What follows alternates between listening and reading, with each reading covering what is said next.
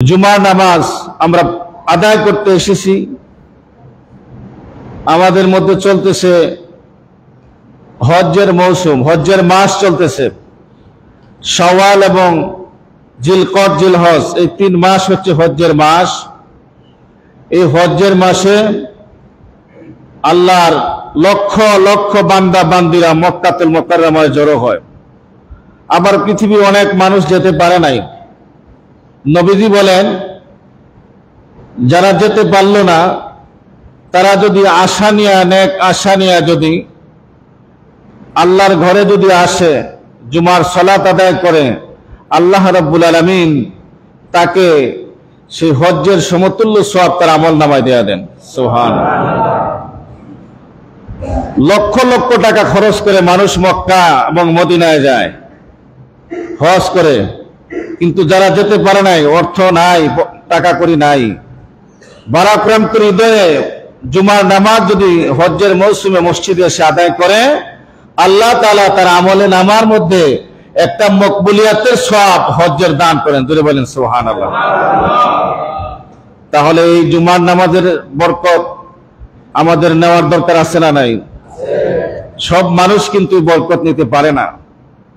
জুমার সালাত বড় বরকতপূর্ণ, হজ্জের সাথে সমতুল্য করা হয়েছে। লক্ষ লক্ষ মুসলমানেরা হজ করতে যাবে। এই হজ্জের আবির্ভাব এসেছে হযরত ইব্রাহিম আলাইহিস সালাম থেকে। আল্লাহর পয়গম্বর হচ্ছেন হযরত ইব্রাহিম আলাইহিস সালাম, যাকে বলা হয়েছে খলিলুল্লাহ। ইব্রাহিম আলাইহিস সালামকে বলা হয়েছে খলিলুল্লাহ। খলিলুল্লাহ হচ্ছেন এমন প্রিয় ব্যক্তি, আল্লাহর জন্য তিনি সব কিছু করতে পারেন। সুবহানাল্লাহ। আল্লাহ রাব্বুল আলামিনের সন্তুষ্টির জন্য, আল্লাহর ভালোবাসা পাওয়ার জন্য দুনিয়ার যত কিছু প্রয়োজন, যত কিছু ত্যাগ, যত কুরবানি সব করতে পারেন। আর এই প্রমাণ দিয়েছেন হযরত ইব্রাহিম আলাইহিস সালাম। এজন্য আল্লাহ রাব্বুল আলামিন হযরত ইব্রাহিমকে খলিলুল্লাহ বলে উপাধি দিয়েছেন। খলিলুল্লাহ মানে হচ্ছে আল্লাহকে সন্তুষ্টি করার জন্য, আল্লাহর ভালোবাসা পাওয়ার জন্য, আল্লাহর মহব্বত পাওয়ার জন্য তার জীবনের যত কিছু দেওয়ার দরকার সব কিছু দেওয়া হলেও আল্লাহর ভালোবাসা অর্জন করার মতো ক্ষমতা তার আছে। আর আপনার আমার হাবিব, আপনার আমার নবী হচ্ছেন মুহাম্মদুর রাসূলুল্লাহ সাল্লাল্লাহু আলাইহি সাল্লাম। তিনি হচ্ছেন হাবিবুল্লাহ।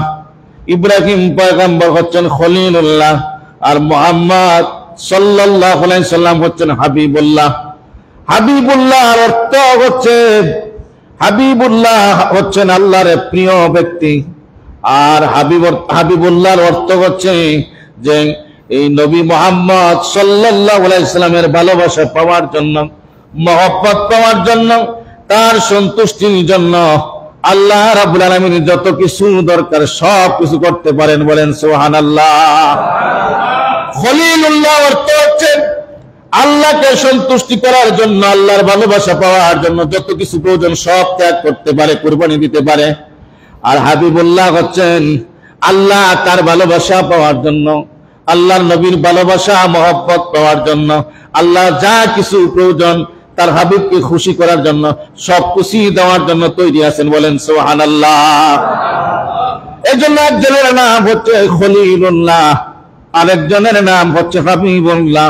আমরা হচ্ছে হাবিবুল্লাহর উম্মত। সকলে বলেন আলহামদুলিল্লাহ। আর খলিলুল্লাহর উত্তরসূরি হচ্ছেন হাবিবুল্লাহ। মুহাম্মদ সাল্লাল্লাহু আলাইহি সাল্লাম হচ্ছেন ইব্রাহিম পয়গম্বরের উত্তরসূরি। আর ইব্রাহিম পয়গম্বরের দ্বারার মাধ্যমে মুহাম্মদ সাল্লাল্লাহু আলাইহি সাল্লাম হযরত ইসমাঈল আলাইহিস সালামের ধারাবাহিকতায় এই পৃথিবীতে হযরত মুহাম্মদ সাল্লাল্লাহু আলাইহি সাল্লামকে আল্লাহ পাক পাঠিয়েছেন। যে ইব্রাহিম আলাইহিস সালামকে আল্লাহ রাব্বুল আলামিন কোরআনে কারীমের মধ্যে বলেছেন, মিল্লাতা আবিকুম ইব্রাহিম ওয়া সাম্মাকুমুল মুসলিমিন। ইব্রাহিম আলাইহিস সালাম হচ্ছে মুসলমানদের জাতির পিতা। তিনি মুসলমানদের নামকরণ করেছেন ইব্রাহিম আলাইহিস সালাম। এই ইব্রাহিম আলাইহিস সালামের পরিচয় হচ্ছে তিনি পৃথিবীতে যখন জন্মগ্রহণ করলেন তার বাবা কোনো মুসলমান ছিল না, তার বাবা ছিল কট্টর একজন ব্রাহ্মণ। জোরে বলেন আল্লাহু আকবার। ইব্রাহিম পয়গম্বর এত বড় নবী, আল্লাহ যাকে দিয়া পৃথিবীতে মুসলমানদের নামকরণ করলেন, ওই পয়গম্বরের বাবার নাম হচ্ছে আজর। আজর ব্রাহ্মণ ছিলেন হযরত ইব্রাহিম আলাইহিস সালামের বাবা। আজর ব্রাহ্মণ ছিল হযরত ইব্রাহিম আলাইহিস সালামের পিতা। নমরুদ নামক একটা বড় শাসক ছিল কাফেরদের মধ্যে। ওই নমরুদের সবচাইতে বড় মন্ত্রী ছিলেন আজর ব্রাহ্মণ। ওই আজর ব্রাহ্মণকে আল্লাহ রাব্বুল আলামিন তার গর্বের মাধ্যমে, আল্লাহ রাব্বুল আলামিন তার মাধ্যমে ইব্রাহিম আলাইহিস সালামকে আল্লাহ তাআলা পৃথিবীতে প্রেরণ করেছেন। জোরে বলেন আল্লাহু আকবার। এই ইব্রাহিম আলাইহিস সালাম পৃথিবীতে আসতে গিয়ে অনেক বাধা হয়েছে। এই নমরুদ অনেক মানুষকে হত্যা করেছে, অনেক নারীকে হত্যা করেছে, অনেক মাকে হত্যা করেছে, গর্ভবতী মাদেরকে হত্যা করেছে। নবজাতক শিশু পৃথিবীতে আসার পরে তাদেরকে হত্যা করা হয়েছে, কারণ ইব্রাহিম পয়গম্বরকে সে পৃথিবীতে আসতে দেবে না। জ্যোতিষী বলেছে ইব্রাহিম এমন একটা নবী, তিনি যখন পৃথিবীতে আসবেন, আসার পরে সব ধ্বংস করে দেওয়া হবে নমরুদের। নমরুদার রাজত্ব থাকবে না, প্রাসাদ থাকবে না, ক্ষমতা থাকবে না, বাহাদুরি থাকবে না। এই কথা শোনার পরে সেই সর্বপ্রথম মাদেরকে হত্যা করলো। এরপরে যখন ওই জায়গায় সাকসেস হতে পারে নাই, এরপরে নবজাতক শিশু যখন পৃথিবীতে জন্মগ্রহণ করলো, হাজার হাজার নবজাতককে সে মেরে ফেললো। কিন্তু ইব্রাহিম পয়গম্বর আল্লাহ তাআলা এমন ভাবে পাঠাইলেন, মা গর্ভ ধারণ করেছে কিন্তু পৃথিবীর কোনো শক্তি নাই, ওই মায়ের গর্ভের ভিতরে সন্তান রয়েছে। সুবহানাল্লাহ। আল্লাহ তাকে হেফাজত করে, পৃথিবীর কোনো শক্তি নাই তাকে মারার। কথা বলেন ঠিক না বেঠিক? নমরুদ হাজার হাজার মাকে দুনিয়া থেকে বিদায় করে দিল সন্তান ভূমিষ্ঠ হওয়ার কারণে।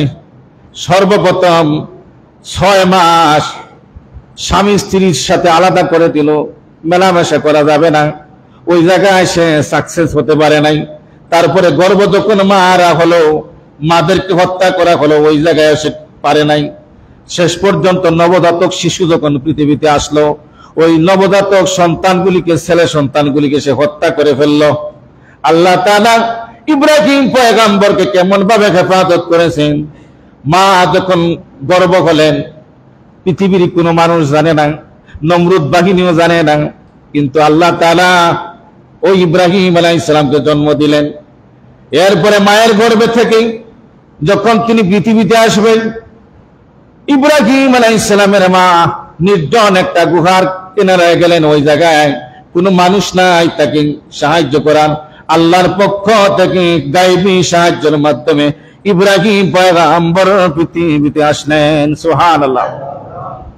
নমরুদ ব্রাহ্মণ ছিল, নমরুদ কাফির ছিল এবং আজর ছিল ব্রাহ্মণ। নমরুদের একান্ত সচিব ছিল, একান্ত ব্যক্তি ছিল, একান্ত মন্ত্রী ছিল। কিন্তু তার ঘরে জন্ম দিলেন হযরতে ইব্রাহিম পয়গম্বরকে। ইব্রাহিম আলাইহিস সালাম যখন জন্মগ্রহণ করলেন, খাদ্যের কোনো কিছু নাই। মা জন্মগ্রহণ করে ওই পাহাড়ের গুহায় তিনি রেখে আসলেন। পাহাড়ের গুহায় একটা ছোট্ট নবজাত সন্তানকে তিনি রেখে চলে আসলেন। জানেন যে বাড়িতে যদি নিয়ে আসা হয়, নমরুদ তাকে ধরে নেবে, নেতাকে কতল করবে, মেরে ফেলবে। মা কোনোদিন কোনো মা সন্তানকে হত্যা করতে চায় না, তার কলিজায় মানবে না। সুতরাং মা ওই জায়গার মধ্যে তিনি রেখে আসলেন। আল্লাহর পয়গম্বর হযরতে ইব্রাহিম আলাইহিস সালামকে আল্লাহ রাব্বুল আলামিন ভাগের মাধ্যমে, ভাগ জঙ্গলের ভাগ দিয়ে, বনের ভাগ দিয়ে হযরতে ইব্রাহিম আলাইহিস সালামকে আল্লাহ তাআলা হেফাজত করেছেন। সুরে বলেন সুবহানাল্লাহ। মা যখন সন্তানের কাছে যাইতেন দুধ পান করার জন্য, গিয়া দেখতেন তার সন্তানকে পাহারা দিচ্ছে বাঘ। আল্লাহু আকবার। বাঘ মানুষকে খেয়ে ফেলে। কথা বলেন ঠিক না বেঠিক? মানুষ হচ্ছে বাঘের খাদ্য, কিন্তু ইব্রাহিম পয়গম্বরকে বাঘ পাহারা দিত। মা যখন গিয়া দেখতো যে সন্তানের কাছে বিশাল বড় বাঘ, তিনি আশ্চর্য হয়ে যেতেন, ভয় পাইতেন, হায় রে আমার সন্তান মনে খেয়ে ফেলবে। কিন্তু এমন একটা পরিস্থিতি, মা যখন সন্তানের কাছে যাইতেন, বাঘ আস্তে আস্তে আবার জঙ্গলায় চলে যেত। আল্লাহু আকবার। মা যখন ইব্রাহিম আলাইহিস সালামের কাছে যাইতেন ছোট্ট শিশুকে দুধ পান করানোর জন্য, তখন ওই বাঘ আস্তে আস্তে সরে যেত। আবার মা যখন দুধ পান করে যখন এখান থেকে চলে আসতেন, আল্লাহর পয়গম্বর হযরত ইব্রাহিমকে পাহারা দেওয়ার জন্য জঙ্গলের ভিতর থেকে বিশাল বড় বাঘ আবার চলে আসতো। আল্লাহু আকবার। মা আর বুঝতে বাকি রইল না, আমার ছেলে মনে হয় একটা বড় কিছু হবে, আমার সন্তান পৃথিবীর মধ্যে কোনো একটা কিছু হবে। উপরওয়ালা আমার সন্তানকে বাঘের মাধ্যমে হেফাজত করাইতেছেন, তিনি আর বুঝতে বাকি রইল না। তিনি চলে আসলেন ওই গুহার মধ্যে। হযরত ইব্রাহিম, আপনার আমার পয়গম্বর, আপনাকে আমাকে যিনি মুসলমানের পরিচয় করাইছেন, যাকে বলা হয়েছে মুসলমানদের জাতির পিতা, মিল্লাত আবিকুম ইব্রাহিম ওয়া সাম্মাকুমুল মুসলিমিন। আল্লাহ বলেন ইব্রাহিম পয়গম্বর হচ্ছে মুসলমানদের জাতির পিতা, আর তিনি মুসলমান নামকরণ করেছেন। তার সন্তান হচ্ছে ইসমাঈল আলাইহিস সালাম, তার মধ্যেই মুহাম্মদ সাল্লাল্লাহু আলাইহি সাল্লামকে আল্লাহ পৃথিবীতে প্রেরণ করেছেন। মা যখন ওই সন্তানকে গুহার ভিতরে রেখে আসলেন, আসার পরে সন্তান আস্তে আস্তে বড় হইতেছে। কিছু বড় যখন হইলেন, বড় হওয়ার পর যখন কথাবার্তা বলতে পারেন, ছোট্ট মানুষ সুন্দর সুন্দর কথা বলেন। একদিন বলেন, মা আমার প্রভুকে, ইব্রাহিম আলাইহিস সালাম বলেন, তোমার প্রভু তোমার বাবা, আমার বাবার প্রভুকে, তোমার বাবার প্রভু হচ্ছে নমরুদ, এই জগতের বাদশা। এরপরে বললেন নমরুদের প্রভুকে। ইব্রাহিম পয়গম্বরের মা বলেন, বাবারে লাত উজ্জা মান্নার কসম, বাবা দেবতার কসম, কোনদিন এই কথা বলবা না। যদি এই কথা বলা হয় তাহলে তার মাথা কেটে নেওয়া হয়। আল্লাহু আকবার। সবার প্রভু হচ্ছে নমরুদ, সে রাজত্বের মধ্যে প্রভুত্বের দাবিদার হয়েছেন, তাকে সবাই প্রভু বলে। কিন্তু ইব্রাহিম আলাইহিস সালাম চিন্তা করলেন, এটা কখনো হতে পারে না। আমার প্রভু যদি আমার বাবা হয়, আমার বাবার প্রভু যদি নমরুদ হয়, নমরুদের একজন বাবা আছে, নমরুদের একজন প্রভু আছে। তিনি চিন্তা করলেন, গবেষণা করলেন। গবেষণা করতে করতে তিনি গুহার ভিতরে রাত্রে থাকেন আর চিন্তা করেন, কেমন করে সম্ভব? নমরুদ তো একটা মানুষ, এও তো মানুষ, সেও তো আমাদের মতোই মানুষ, ছোট্ট থেকে বড় হয়েছে, সে আবার প্রভু হয়ে কেমনে? তিনি চিন্তা করেন। রাতের বেলা যখন তিনি ফুটফুটে তারকারাজি দেখলেন আকাশের মধ্যে, আকাশের তারকাগুলি মিটমিট করে জ্বলে। আকাশের তারকাগুলি দেখতে সুন্দর লাগে না? আকাশের তারকা যখন উঠলো মিটমিট করে জ্বলতেছে, তিনি মনে করলেন এটাই আমার প্রভু, এটাই আমার রব। ধরে বলেন আল্লাহু আকবার। ইব্রাহিম পয়গম্বর ছোট্ট মানুষ, তিনি জাতির পিতা, মুসলমানদের পরিচয় করাইছেন, যার মাধ্যমে আমরা হজ পাইছি। মক্কাতুল মুকাররমায় হজ করা হয়, মাকামে ইব্রাহিম হয়, সাফা মারওয়া দৌড়ানো হয়, আরাফাতের ময়দানে হাজী সাহেবরা জমায়েত হন, মিনা ময়দানে দেওয়া হয়, কুরবানি দেওয়া হয়, জামারায় পাথর মারা হয়, যার স্মৃতিগুলি রয়েছে। ওই ইব্রাহিম পয়গম্বর যখন ছোট্ট মানুষ, মাত্র 6 থেকে 7 বছরের, তিনি ওই সময় চিন্তা করেন আকাশের দিকে তাকায়া, আকাশে সুন্দর সুন্দর মিটমিট করে তারকাগুলি জ্বলে। আকাশের তারকাগুলি দেখার পর তিনি বললেন এটাই আমার রব। যখন এই তারকাগুলি মিশে গেল, মুছে গেল, তারকার নাই, তিনি চিন্তা করলেন একবার উঠলে আরেকবার চলে, এটা কখনো রব হতে পারে না, এটারে চালানোর জন্য একজন রব আছে। কথা বলেন ঠিক না বেঠিক? এরপরে সুন্দর পূর্ণিমার চাঁদ তিনি আকাশে দেখলেন। আকাশে দেখার পরে, পূর্ণিমার চাঁদ দেখার পরে তিনি চাঁদের দিকে ইশারা করে বললেন এটাই আমার রব, এত সুন্দর আলো দেয়, আকাশ থেকে এত সুন্দর আলো দিতেছে, এটাই আমার রব। এরপরে যখন চাঁদ যখন সকালবেলা নেমে গেল, চাঁদের আলো যখন নাই, তিনি চিন্তা করলেন এই চাঁদ কখনো আমার রব হতে পারে না। তিনি চিন্তা করলেন এটা আমার রব না, ওই চাঁদ পরিচালনা করার জন্য আমার একজন রব আছে। কথা বলেন ঠিক না বেঠিক? কেমনি ভাবে জাতির পিতা হয়েছেন চিন্তা করেন। তিনি, তার ব্রাহ্মণ ছিল তার বাবা, কিন্তু তিনি রবকে কিভাবে খুঁজে পাইলেন? প্রথমে তিনি চিন্তা করলেন তারকা নিয়া, এরপরে তিনি চন্দ্র নিয়া, এরপরে প্রখর যখন সূর্যের আলো উঠলো আকাশের মধ্যে, যখন সূর্যের আলো, যখন চাঁদের চাইতে কিন্তু সূর্যের আলোর পাওয়ার কম না বেশি? বেশি। সূর্যের আলো যখন উঠলো, তিনি সূর্যের দিকে যখন তাকাইলেন, সূর্যের দিকে তাকায়া তিনি বললেন এটাই আমার রব, আর এটাই হচ্ছে আমার সবচাইতে বড় রব। ধরে বলেন আল্লাহু আকবার। তিনি বলেন আকবার, বড় রব বললেন, সূর্যকে তিনি সবচাইতে বড় রব হিসাবে ঘোষণা করলেন। কিন্তু না না, সূর্য যখন সন্ধ্যা বেলায় আবার যখন মুছে গেল, অস্তমিত হয়ে গেল, সূর্যের আর কোনো অস্তিত্ব নাই, আবার সন্ধ্যা হলো, আবার রাত হয়ে গেল, আবার পরের দিন সূর্য উঠলো। তিনি চিন্তা করলেন এটাও আমার রব হতে পারে না, কারণ এটা যেহেতু একবার উঠছে আবার নিভছে, আবার উঠে আবার নিবে, এটার পরিচালনার জন্য একজন আছে। কথা বলেন ঠিক না বেঠিক? ঘুরে বলেন ঠিক না বেঠিক? তিনি গবেষণা করতে করতে, চিন্তা করতে করতে, ফিকির করতে করতে তিনি শেষ পর্যন্ত বললেন, ইন্নী ওয়াজ্জাহতু ওয়াজহিয়া লিল্লাযী ফাতারাস সামাওয়াতি ওয়াল আরদা হানিফা ওয়া মা আনা মিনাল মুশরিকিন।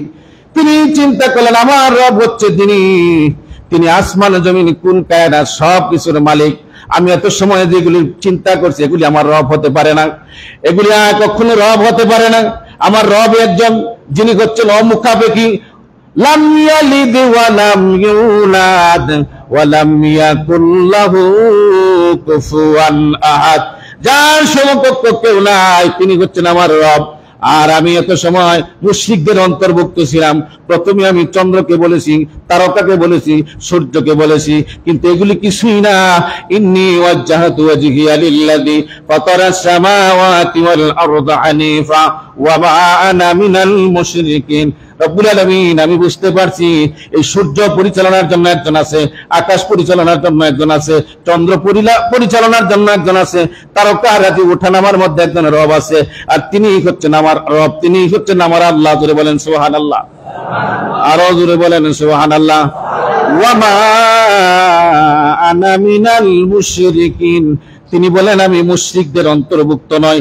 যারা তারকার পূজা করে তারা হচ্ছে মুশরিক, যারা চন্দ্রের পূজা করে তারাও হচ্ছে মুশরিক, সূর্যের পূজা তারা করে তারা মুশরিক। কথা বলেন ঠিক না বেঠিক?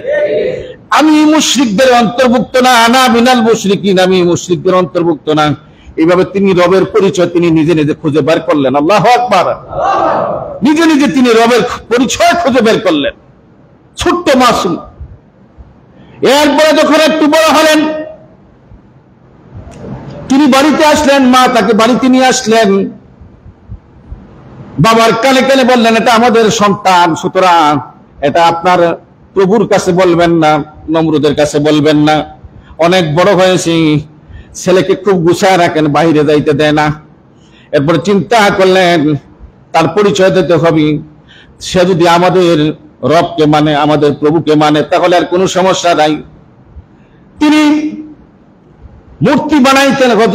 হযরত ইব্রাহিম আলাইহিস সালামের বাবা আজর ব্রাহ্মণ, তিনি সুন্দর সুন্দর মাটির মূর্তি বানাইতেন, পাথরের মূর্তি বানাইতেন, এই মূর্তি বাজারে বিক্রি করতেন। ইব্রাহিম পয়গম্বর মাত্র 10 বছরের বালক, তাকে মূর্তি দিয়ে বাজারে পাঠানো হয়, বাজারে মূর্তি বিক্রি করার জন্য। বাজারে মূর্তি লইয়া যখন তিনি যায়, বাজারে বেচাকেনা করবেন, মানুষ মূর্তি কিনতে আসে। একটা মানুষ যখন বাজারে কোনো মাল লয়ে যায়, মাল বিক্রয় করার জন্য এটার প্রশংসা করতে হয়। কথা বলেন ঠিক না বেঠিক? আপনি যে কোনো একটা জিনিস বাজারে নিয়ে যাবেন বেচার জন্য, আপনি গরু নেন, মহিষ নেন, ছাগল নেন, বকরি নেন, আপনি তরকারি নেন, এটার প্রশংসা আপনি করবেন, এটা ভালো, এটার গুণাগুণ ভালো। কথা বলেন ঠিক না বেঠিক? ইব্রাহিম আলাইহিস সালামকে যখন এই মূর্তি নিয়ে যখন বাজারে পাঠানো হয়, বাবা যখন বাজারে পাঠায়, তিনি মানুষকে বলেন, ও দুনিয়ার মানুষ, এটাকে তোমরা কেন খরিদ করতে এসছো? মানুষ বলে এটা আমাদের রব, এটা আমাদের প্রভু। ওই কিভাবে তোমাদের প্রভু হয়? তার তো চলাফেরা করার মতো কোনো শক্তি নাই, উঠা বসা করার মতো কোনো শক্তি নাই, খাবার দাবারের কোনো শক্তি নাই, অন্যের কাঁধে করে সে বর করতে হয়। আমি বাড়ি থেকে নিজে বানায় তারে কাঁধে করে বাজারে পর্যন্ত আনছি।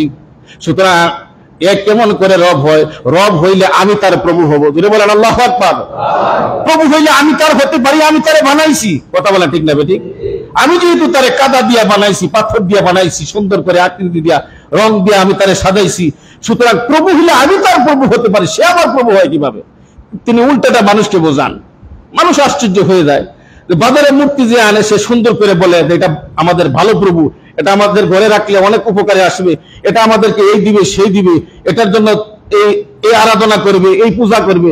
সে উল্টাটা বলে যেটা তোমাদের কি করতে পারে, ভালো করতে পারে না, মন্দ করতে পারে না, এটা মানুষের বানানো। আর মানুষের প্রভু সে হয় কিভাবে?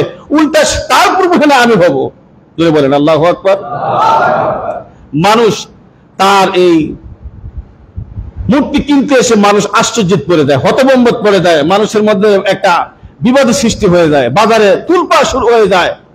যে আজর ব্রাহ্মণের সন্তান বাজারে মূর্তি নিয়ে আইসা এটার উল্টা বিরোধিতা করে। নমরুদের কাছে খবর গেল যে বাজারে একটা সন্তান, আর এই সন্তানের বাবা হচ্ছে আজর ব্রাহ্মণ, নমরুদের একান্ত লোক, মন্ত্রী সচিব, তার ছেলে বাজারে মূর্তি নিয়ে উল্টাপাল্টা কথাবার্তা বলে। তাকে ডাকা হলো, ডাকার পরে তাকে প্রশ্ন করা হলো, তোমার নাম কি? আমার নাম ইব্রাহিম। তোমার বাবার নাম কি? আজর ব্রাহ্মণ। তুমি নাকি বাজারে যায়া মূর্তির বিরুদ্ধে কথাবার্তা বলো? তিনি বলেন, আমি কারো কোনো বিরোধিতা করি নাই, কেউ আমার শত্রু না, সবাই আমার বন্ধু। আমি মূর্তির বিরোধিতা করি না, আমি মানুষকে হেদায়েতের পথে আনার চেষ্টা করি। বলেন আল্লাহু আকবার। ছোট্ট মানুষ যে নাকি নমরুদ, সারা এলাকার মানুষ তাকে প্রভু হিসাবে মানে, তার কাছে গিয়ে মাথাটা নত করে সিলিন্ডার করে। ইব্রাহিম পয়গম্বরের সাহসিকতা দেখে নমরুদ বলতেছে, এটাই ভবিষ্যতে আমার বিরোধিতা করবে। আল্লাহু আকবার। কিন্তু একান্ত সচিবের সন্তান, মন্ত্রীর ছেলে, ব্রাহ্মণের ছেলে, সুতরাং তাকে কিছু করা যাবে না, যাক আরো কিছু দিয়ে যান। বাবাকে বড় কঠিন ভাবে হুঁশিয়ার করে দেওয়া হলো, আজর নেই, তোমার সন্তান যদি ভবিষ্যতে আমার বিরুদ্ধে দাঁড়ায়, আর যদি কোনো ধরনের কোনো প্রমাণ পাওয়া যায়, দুনিয়াতে রাখবো না, একদম শেষ করে দেব। ব্রাহ্মণ বলতেছে, হুজুর, ছোট্ট মানুষ এখনো বুঝে নাই, আস্তে আস্তে আমি তার বাসায় বোঝায় নেব, আমি ঘরে বোঝায় নেব, আর কোনোদিন মূর্তির বিরোধিতা করবে না, আপনার বিরোধিতা করবে না। সুতরাং সেখান থেকে চলে আসলো। বাবা সুন্দর করে বোঝায়, বাবা এগুলি বাজারে গিয়ে বলবে না, যদি বাজারে বলো আমাদের বেচা কেনার মধ্যে লস হবে, আমাদের ভবিষ্যৎ প্রজন্মের জন্য ক্ষতি হবে, এমনকি তোমার জন্য বিশাল বড় একটা শাস্তি হবে। তিনি বলেন, না না, এটা কেমন করে সম্ভব? বাবা আপনি বলুন, আপনি আমার বাবা, এই মূর্তি আমি নিজে বানাইলাম, আপনি নিজে বানাইলেন, এটারে সুন্দর করে সাজাইলেন, এটারে মালা পরাইলেন, এটারে বাজারে কান্দে করে আনিলাম, কাঁধ থেকে যদি হঠাৎ করে পড়ে যায়, তার নিজের হাত সে নিজে রক্ষা করতে পারে না, হাতটা ভেঙে যায়। কথা বলেন ঠিক না বেঠিক?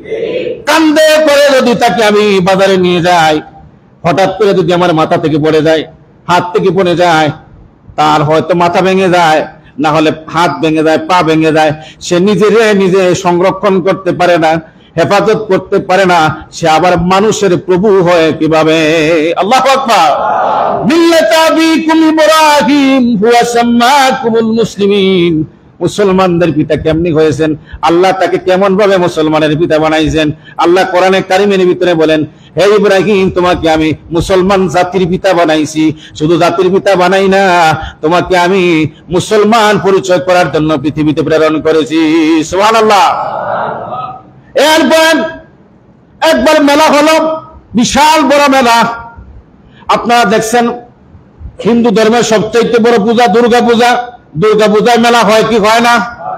মেলা হয়। মেলার মধ্যে মণ্ডপের ভিতরে অনেকগুলি মূর্তি। ওই সময় ইব্রাহিম পয়গম্বর যে সময় ওই মেলায় অংশগ্রহণ করেছিলেন, ওই মেলার মধ্যে 360টা মূর্তি ছিল একটা মণ্ডপের ভিতরে। ইব্রাহিম আলাইহিস সালামকে যখন দাওয়াত দেওয়া হলো মেলায় যাওয়ার জন্য, তার বন্ধুরা বলে, তার সাথীরা বলে, তার বাবা বলে, তার আত্মীয় স্বজন সবাই বলে, তিনি ওই দিন বলেছিল আমি মেলায় যাব না। তিনি অজুহাত দেখাইছিল, আমি অসুস্থ, আমার জ্বর, আমি মেলায় যাব না। কিন্তু তিনি মেলায় গিয়েছেন সব মানুষ যাওয়ার পরে। আল্লাহু আকবার। প্রথম তিনি মেলায় যান না, পূজায় যান নাই, অংশগ্রহণ করেন নাই।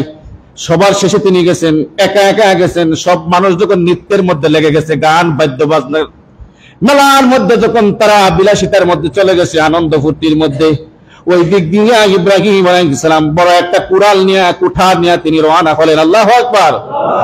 কেমন ভাবে জাতির পিতা হয়েছেন, আল্লাহ তাআলা কেমন ভাবে তাকে মুসলমানদের কর্ণধার বানাইছেন, মুসলমান নামকরণ করাইছেন, ইতিহাস শোনেন।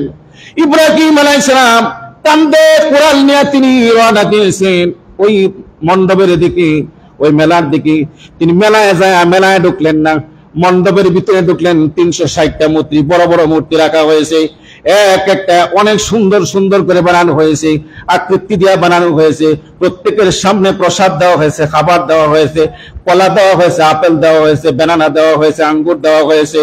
ফল ফলাদি দেওয়া হয়েছে, প্রত্যেকের সামনে বিশাল বড় বড় প্লেটের ভিতরে খাবার রয়েছে, চিরা রয়েছে, মুড়ি রয়েছে। ইব্রাহিম আলাইহিস সালাম প্রত্যেকটারে বললেন, হে নমরুদের প্রভু, এইগুলি তুমি খাও। যদি বলেন আল্লাহু আকবার। মাটির মূর্তি কোনোদিন কিছু খাইতে পারে? প্রত্যেকটারে তিনি বললেন খাও, একটাও কথাও বলে না, খায় না, কোনো কিছু না। প্রত্যেকটার সামনে যায় যায় তিনি হক আদায় করলেন, প্রত্যেকটাকে বললেন খাবার জন্য, কিন্তু একটাও খায় না। তিনি এরপরে প্রত্যেকটাকে তিনি ভেঙে চুরমার করে দিলেন। আল্লাহু আকবার।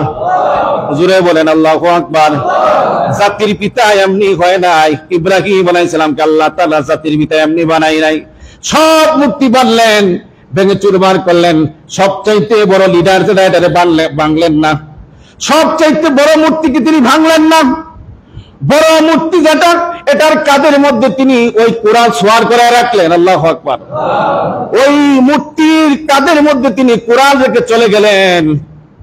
ওই বিজাতিরা যখন তারা অনুষ্ঠান করে, যখন তারা পূজা করার জন্য মণ্ডপের ভিতরে ঢুকলো, ঢুকার পরে ঢুকায় দেখে, মণ্ডপের ভিতরে ঢুকার পরে দেখে সব মূর্তি তাদের ভেঙে ফেলা হয়েছে, চুরমার করে দেওয়া হয়েছে।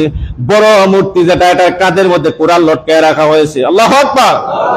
তারা সবাই রাম রাম, কৃষ্ণ কৃষ্ণ, হরি হরি বলতে নমরুদের কাছে চলে গেল, যাই বলে, প্রভু গো, আমাদের সব শেষ হয়ে গেছে। আল্লাহু আকবার। আমাদের সব ক্ষুধা রেখে জানি মাইরা ফেলাইছে। আল্লাহু আকবার। আমাদের একটা ক্ষুধাও নাই। সব 360টা ক্ষুধার মধ্যে 359টা প্রভুকে একদম ধ্বংস করে দিয়েছে। আর বড় প্রভুটার কাদের মধ্যে কে যেন কোরআন লটকায় রাখছে। এবার নমরুদ কয়, ইব্রাহিম ছাড়া কেউ না, আদরের সন্তান ছাড়া কেউ না, যে আদরের সন্তান ছোট্ট থেকে এই মূর্তির বিরোধিতা করে, আমার বিরোধিতা করে, আমার দেশের বিরোধিতা করে, আমার তন্ত্রের বিরোধিতা করে, সুতরাং এছাড়া আর কেউ না, তাকে ধরে আনা হোক, তাকে ডেকে আনা হোক। ইব্রাহিম আলাইহিস সালামকে ডেকে আনা হলো। ভাইরা, কেমন অবস্থা! পৃথিবীর কোন শক্তি তার পক্ষে নাই, তার মাও নাই, বাবাও নাই, কেউ নাই পক্ষে। ছোট্ট মাসুম 10 বছরের মাত্র, তাকে ডাক দেওয়া হলো। নমরুদ সবচাইতে বড়, বিশাল বড় ধরনের শাসক ছিল। নমরুদের শাসকের সামনে তাকে ধরে আনা হলো, গ্রেফতার পরোয়ানা জারি করা হলো। ইব্রাহিম আলাইহিস সালামকে গ্রেফতার করে আনা হলো, কাঠগড়ার মধ্যে দাঁড় করানো হলো। দাঁড় করে কেমন ভাবে জাতির পিতা হয়েছেন, দাঁড় করানোর উপরে ডাক দিয়ে বলে, ইব্রাহিম, তুমি কি মণ্ডপের ভিতরে ঢুকছো? তুমি কি আমাদের প্রভুগুলিকে তুমি হত্যা করেছো? ইব্রাহিম আলাইহিস সালাম জাতির পিতা কেমনে হয়েছেন এবার জবাব দিলেন, হে নমরুদ, তুমি শোনো, হে জাতিরা তোমরা শোনো, আমাকে তোমরা জিজ্ঞাসা করো কেন? তোমাদের বড় মূর্তির কাদের মধ্যে কোরআন, মনে হয় সব খাবার জন্য, সব খাবারগুলি একা খাওয়ার জন্য সে সবগুলিকে ভেঙে চুরমার করেছে। আল্লাহু আকবার। ইব্রাহিম আলাইহিস সালামের জবাব শুনে নমরুদের পাওয়ার আরো বেড়ে গেল, রাগ আরো বেড়ে গেল। এবার বলতেছে, ইব্রাহিম রে, ওইগুলি কি কথা বলতে পারে? ওইগুলি কি খাবার খাইতে পারে? আর এগুলির হাত পা আছে নাকি? এগুলির শক্তি আছে নাকি মারার জন্য? ইব্রাহিম আলাইহিস সালাম ডাক দিয়া কয়, নমরুদ রে, তোমার চাইতে বোকা পৃথিবীর মধ্যে আর কেউ নাই। আল্লাহু আকবার। তোমার চাইতে বোকা আর কেউ নাই। যেই ব্যক্তি তার নিজের খাবার খাইতে পারে না, নিজের রক্ষা করতে পারে না, নিজের হেফাজত করতে পারে না, নিজের গুছাইতে পারে না, নিজের ইজ্জত রক্ষা করতে পারে না, নিজের জীবন রক্ষা করতে পারে না, নিজের অঙ্গ প্রত্যঙ্গ রক্ষা করতে পারে না, এই জাতিরে তোমরা প্রভু বানায় সেজদা দিতেছো। আর এই প্রভু দিয়া তোমরা হাসরের মাঠে পার পাবে, পরকালে তোমরা মাপ পাবে। তোমাদের চাইতে বোকার কেউ হতে পারে না। যদি বলেন আল্লাহু আকবার। এই কথা শোনার পরে এবার নমরুদ বলল, ইব্রাহিম রে, তুমি জাতির বিরুদ্ধে চলে গেছো, রাষ্ট্রের বিরুদ্ধে চলে গেছো, রাষ্ট্র বিরোধী তুমি করেছো, রাষ্ট্রের বিরোধিতা করেছো, দেশের বিরোধিতা করেছো, আইনের বিরোধিতা করেছো। তোমার শাস্তি হবে, তোমাকে আগুনে পোড়া দুনিয়া থেকে বিদায় করে দেওয়া। আল্লাহু আকবার। তোমার শাস্তি হলো তোমাকে দুনিয়া থেকে আগুনে পোড়া, তোমাকে দুনিয়া থেকে বিদায় করে দেওয়া। বিশাল বড় অগ্নিকুণ্ড করা হলো, আগুনের মধ্যে ইব্রাহিম আলাইহিস সালামকে ফেলে দেওয়া হবে। ইব্রাহিম আলাইহিস সালামের কাছে কত মানুষ গিয়ে সাহায্য চায়, গিয়ে বলে, ইব্রাহিম তুমি একবার নমরুদের কাছে সিলিন্ডার হয়ে যাও, তোমাকে মাফ করে দেওয়া হবে। কখনো হতে পারে না। আমি সিলিন্ডার কার কাছে করব? আমি সিলিন্ডার একজনের কাছে করব, তিনি হচ্ছেন আমার রব। সুবহানাল্লাহ। কিতাবের মধ্যে এসেছেন, আসমান থেকে জমিন পর্যন্ত ফেরেশতাদের লাইন লেগে গেল। ফেরেশতারা আসে আর যায়, আসে আর যায়। ইব্রাহিম আলাইহিস সালামের কাছে ফেরেশতারা আসে, আসমান থেকে জমিন পর্যন্ত ফেরেশতাদের লাইন শুরু হয়েছে। ইব্রাহিম আলাইহিস সালামের কাছে আসে সাহায্য দেওয়ার জন্য। ইব্রাহিম কয় আমার সাহায্যের দরকার নাই, আমার যে প্রভু বানাইছে, আমার যে আল্লাহ বানাইছে, আমার যে রবে আমাদের সৃষ্টি করেছে, সে শুধু সাহায্য না করে তুই ফেরেশতার সাহায্যের দরকার নাই। ধরে বলেন আল্লাহু আকবার। ইব্রাহিম আলাইহিস সালামকে যখন নমরুদের আগুনের মধ্যে ফেলা হবে, 7 কিলোমিটার প্রস্থ, এত বড় বিশাল অগ্নিকুণ্ড করা হয়েছে, ওই আগুনের মধ্যে নিক্ষেপ করা হবে। বিশাল বড় লম্বা ঘটনা। ইব্রাহিমকে যখন নিক্ষেপ করা হবে, এই সময় হযরত ইব্রাহিমকে যখন একটা বিশাল গাছের আগার মধ্যে লটকানো হয়েছে, আর ঘোরাইতে ঘোরাইতে চড়ক গাছটাকে যখন ছেড়ে দেওয়া হবে, যখনই আগুনের মধ্যে ছেড়ে দেওয়া হবে, জিবরাইল আলাইহিস সালাম পর্যন্ত পাগল হয়ে গেছে। ধরে বলেন আল্লাহু আকবার। আল্লাহর সৃষ্টি জগতের যত ফেরেশতারা পেরেশান হয়ে গেছে, রবের কাছে যায়, ইব্রাহিমের কাছে দৌড়ায় আসে। রবের কাছে যাওয়ার পরে রব মুস্কি মুস্কি হাসে। ধরে বলেন সুবহানাল্লাহ। আল্লাহ রাব্বুল আলামিন মুস্কি হাসেন, কোনো জবাব দেয় না। ইব্রাহিমের কাছে যখন আসে, ফেরেশতার কোনো সাহায্য নেয় না। মালাকুল ফেরেশতা হযরত মিকাইল আলাইহিস সালাম, যিনি সমস্ত ঝড় বৃষ্টির যিনি কাজ করেন, হযরত মিকাইল, তাকে যখন আসা হলো, তিনি যখন আসলেন, ইব্রাহিম আলাইহিস সালামের কানে কানে বলতেছে, ইব্রাহিম রে, আল্লাহর পয়গম্বর, আপনি একবার বলুন, অনুমতি দিন, এই আমি মিকাইল ফেরেশতা সমস্ত ঝড় বৃষ্টি দিয়া এবং সব আগুন দিয়া নমরুদের প্রাসাদ পর্যন্ত সব জ্বালায়া ছারখার করে দেব। আল্লাহু আকবার। একবার শুধু আপনি অনুমতি দিন, হয়তো ঝড় বৃষ্টি দিয়ে সব আগুন নিভাইয়া দিব, আর না হয় অনুমতি দিন, আমি আগুনকে খালি হুকুম দেব, আগুন সমস্ত প্রাসাদ সহ নমরুদের 14 গোষ্ঠী জ্বালায়া দিব। বলেন আল্লাহু আকবার। ইব্রাহিম আলাইহিস সালাম বলেন, না, আমি তোমাদের সাহায্য চাই না। আল্লাহু আকবার।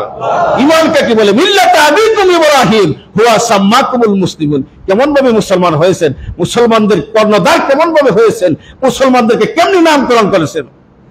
এরপরে যখন আগুনের মধ্যে সত্যি ফেলে দেওয়া হবে, যখন সীতার মধ্যে কেসি দিয়া কাটা হবে, যখন তিনি সিটকানি দিয়া পড়বেন, আল্লাহ রাব্বুল আলামিন আরশ আযীম থেকে বলেন, কুল ইয়া নারু কুনি বারদাও ওয়া সালামান আলা ইব্রাহিম। আল্লাহু আকবার।